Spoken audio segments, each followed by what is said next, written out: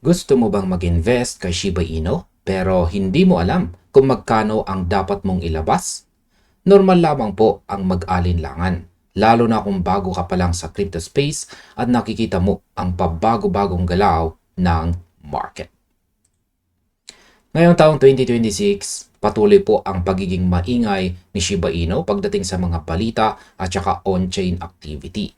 Kitang-kita po natin ang dagsa ng mga bagong wallets at holders na pumapasok araw-araw.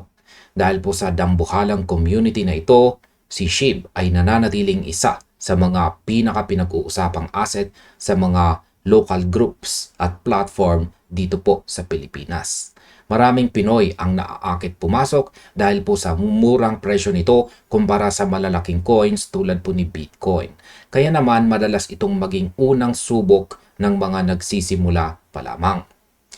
Yan, bago natin simulan ang paglatag ng mga diskarte at tamang halaga, narito muna ang isang mahalagang paalala. Ang video pong ito ay para po sa educational at saka informational purposes lamang. Hindi po ito financial advice. Ang crypto market ay sobrang volatile. Ibig sabihin ay mabilis pong magbago ang presyo, kung saan ay pwedeng umakyat, pwedeng bumaba sa loob lang ng maikling oras. Kaya palagi pong gumawa ng inyong sariling research or do your own research bago po maglabas ng anumang pera. Yan, dito muna tayo sa pinakapundasyon ng kahit anong investment. Yan po ang tinatawag na golden rule sa crypto. At ito ay invest only what you can afford to lose. Sa madaling salita, maglabas lang ng pera na maluwag sa loob mong mawala o maipit kung sakaling hindi paborable ang takbo ng market. Huwag na huwag gagamitin ang perang nakalaan para sa mga pangunahing gastusin sa bahay, pambayad po ng bills o emergency fund. Ngayon ay bakit delikado ang all-in mindset para sa mga beginners?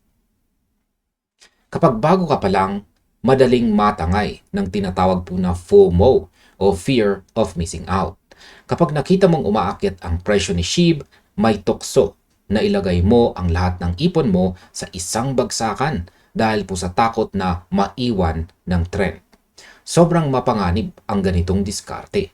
Kung biglang magkaroon ng market correction o pagbaba ng presyo pagkatapos mong mag-all-in, baka magpanik ka at maibenta mo ang asset mo ng palugi dahil po sa takot.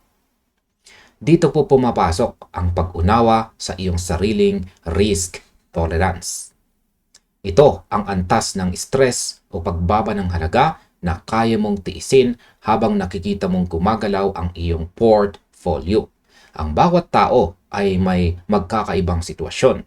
Ang kakayahang mag-risk ng isang individual ay depende po sa kanyang sahod, responsibilidad at emosyonal na kontrol kapag red ang kulay ng mga chart. Ang pag-alam po sa iyong risk tolerance bago bumili ay ang magiging gabay mo para hindi ka makagawa ng mga pabantalang desisyon. Ngayon ay magkano nga ba ang sapat? Kaya sagutin po natin ang pangunahing tanong yan, ang tanong na ito.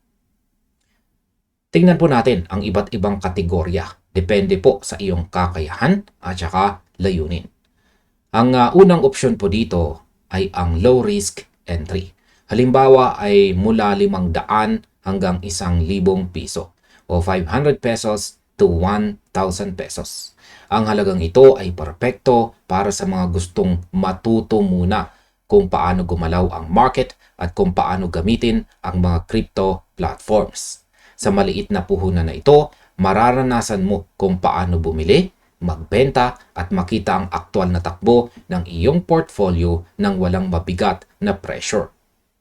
Kung bumaba man ang presyo, hindi ito makakaapekto sa iyong pang-araw-araw na buhay. Pero ang kaalaman at karanasang makukuha mo sa pag-navigate ng crypto wallet ay napakahalaga. Dito naman po tayo sa pangalawang opsyon o ang moderate start. Humigit kumulang 5,000 hanggang 10,000 piso or 5,000 pesos to 10,000 pesos. Para naman ito sa mga individual na may mas malalim na kaalaman, naniniwala sa long-term potential ng project, pero nananatiling maingat sa kanilang kapital. Ang halagang ito ay sapat na para makakita ng mas ramdam na pagbabago sa portfolio kapag nagkaroon po ng growth o paglago habang pinapanatili ang kontrol sa posibleng risk. Kung ayaw mo ng isang bagsakang labas ng pera, mayroong isang napakasolid na diskarte. At yan po ay ang tinatawag na dollar cost averaging o ang DCA. Ang concept ng DCA ay ang paunti-unting pagbili ng asset sa regular na schedule, anuman ang kasalukuyang presyo nito.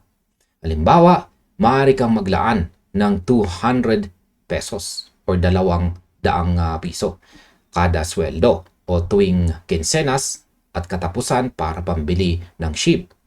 Sa pamamagitan ng DCA, hindi mo na kailangang hulaan kung kailan ang pinakamababang presyo ng market.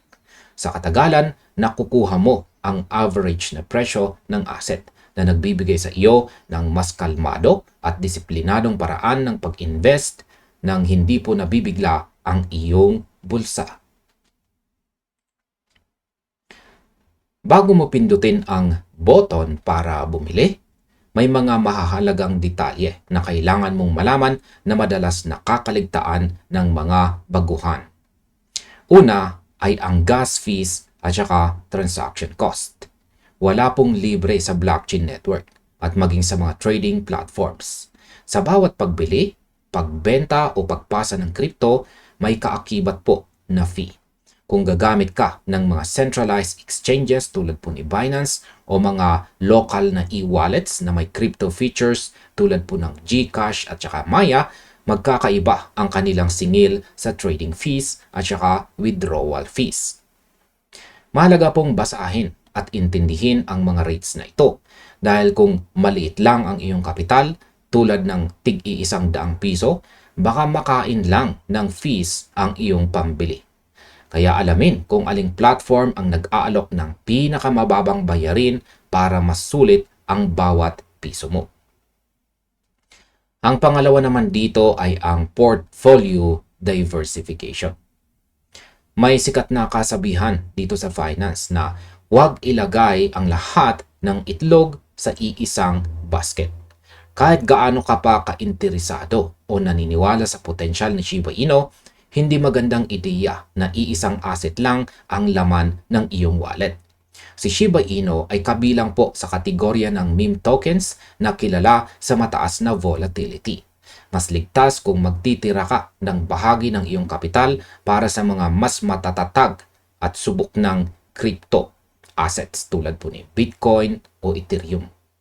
Ang pag-divide or paghati-hati ng iyong funds sa pagitan ng mga high risk at saka blue chip assets ay tumutulong po para maging mas balanse at protektado ang iyong buong portfolio kapag nagkaroon po ng malawakang pagbaba sa market.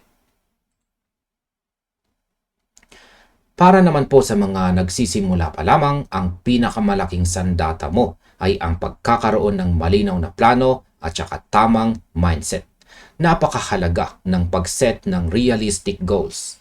Kailangang tanggapin po ang katotohanan na hindi lahat ay magiging milyonaryo overnight o sa loob lamang ng isang linggo. Ang mga kwentong naririnig mo na may yumaman agad sa kripto sa loob ng mabilisang panahon ay madalas po na bunga ng matinding swerte o maagang pagpasok taon na ang nakakaraan. Ang pag-set ng makatotohanang target gaya po ng 20%, 50% o doble ng iyong puhunan ay nagbibigay sa iyo ng direksyon at naglalayo sa iyo sa pagiging gahaman na madalas nagiging mitsa ng pagkalugi.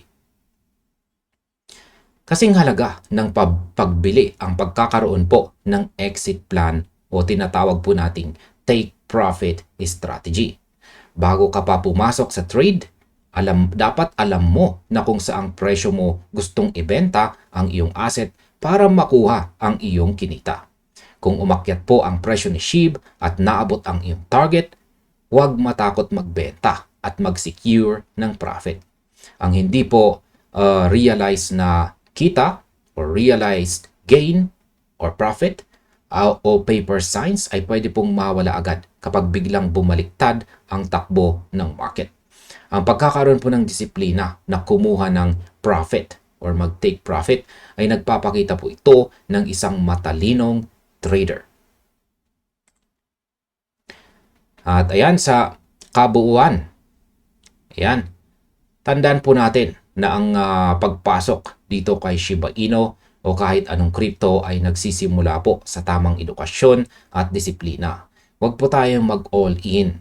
Kilalanin po ang ating risk tolerance. Pumili ng komportableng halaga tulad po ng 500 o gumamit ng DCA strategy na 200 kada sahod at palaging magtabi para sa iba pang matatag na coins upang maging balanse ang iyong portfolio.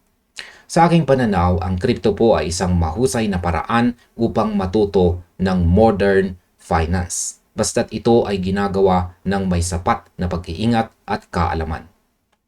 Para po sa inyo, magkano ang ideal na panimula dito kay SHIB? Ibahagi po ang inyong pananaw at karanasan sa mga community at kung nais mo pang makakuha ng mga mahalagang balita, pagsusuri at mga simpleng gabay tungkol po sa crypto trading dito sa Pilipinas, huwag pong kalimutang mag-subscribe dito sa Pinoy Meme Coins para palagi kang updated sa mga susunod po nating mga pag-uusapan. At ayan, hanggang dito na lamang po tayo sa video na ito. Check na rin po ninyo ang recommended na video dito.